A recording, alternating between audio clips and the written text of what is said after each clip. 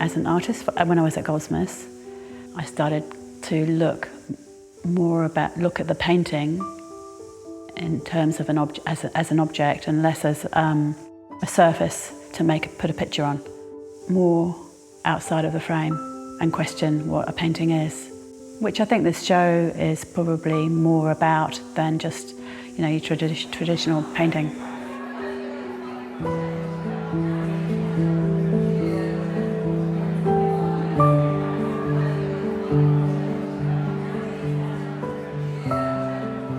So yeah, when I was at Goldsmiths, it's a completely different way of thinking. It's very structured and conceptual and strategic, I suppose, in a way.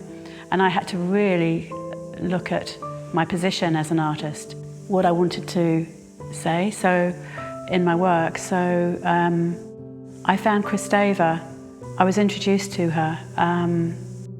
I found that the positions that she was writing about paralleled my own position, or the way how I was personally feeling, and so I felt supported in that, and it gave me a position in terms of where do I want to stand within the arts, I suppose. Up until more recently, I was looking at a lot of ideas of abjection, because I was interested in the anxiety of the feeling, embodying that feeling of where you go when you're in a different state, when you're not in a normal state. The whole idea of the abject and the outside of the body. So when the body falls away to live, as we live, it's falling away at the same time, so it's like it's in process. And the falling away is when the body becomes the otherness. It's the otherness of ourselves.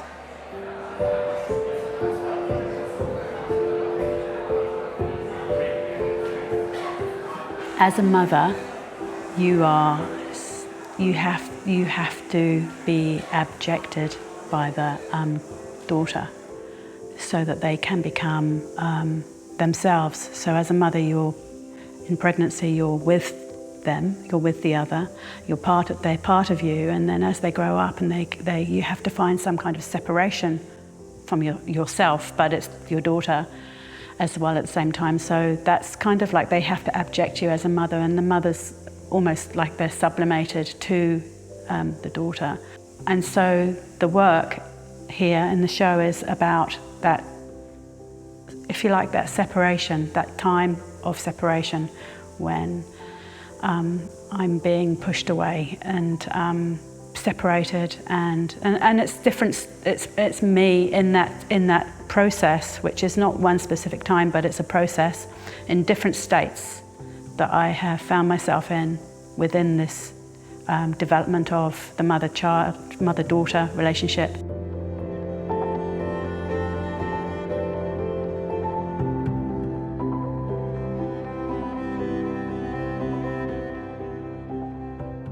Bracha Ettinger seems, from what I can gather, she creates new words and she uses them, which I think is really cool. So I kind of wanted to support her in a way, in a very small way. Say I love how she's creating her own language that fits with the language that we all use.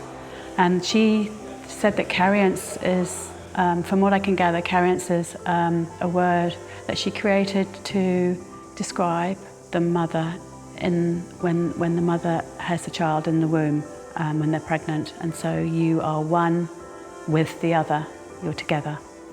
So it's like the mother and the daughter. And so how I wanted, and so it's like a way of carrying. You're a vessel, but you're more than that. You're a caring, carrying, fluid. It's a fluidity that happens when you're a mother.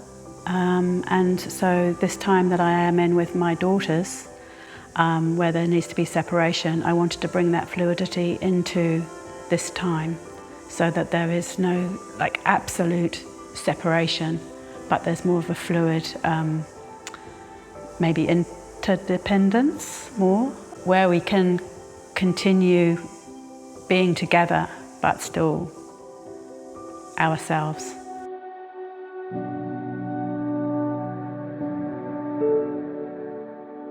In terms of the process, I really wanted the silk to become more fluid, because that's that's what the qualities of silk is fluid, and so I needed to incorporate that more into the work.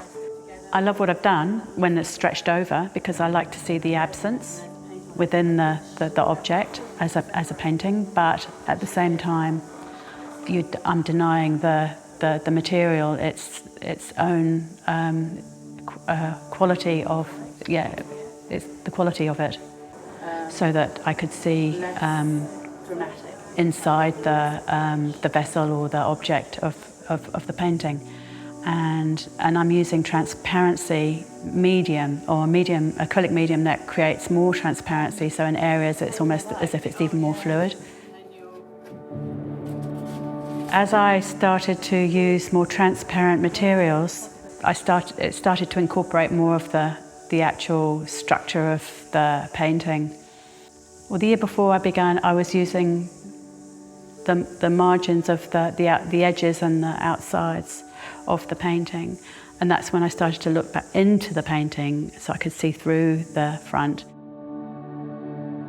So I start with the frame, and then put the silk over it, stretch the silk over as you would a normal traditional painting, and then I would pour the medium over the transparent medium over the silk, and it would be beautiful because it would integrate with the silk, but also, and you could get a sense of the gravity, and then it kind of moves around the back of the frame on the silk, and it kind of attaches to itself, if you like.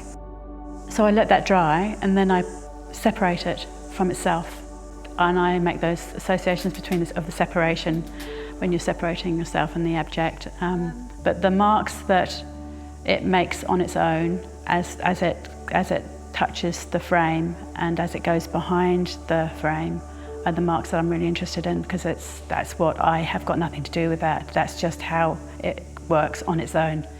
So I want to incorporate those. So what I do is reframe it and extend the frame and make it bigger and incorporate those parts within the painting. This year I've moved on from that idea, and I've actually opened up the frame when I've poured the work. So I've put the silk on the wall. So I've pinned it to the wall or attached it to the wall, and I pour the medium over it. And then it's kind of, it bonds and it becomes one with the wall and with the paint on the wall. And then I separate it from the wall, and from the separation you get the paint stuck to it's like a cast. It's like a cast of the wall.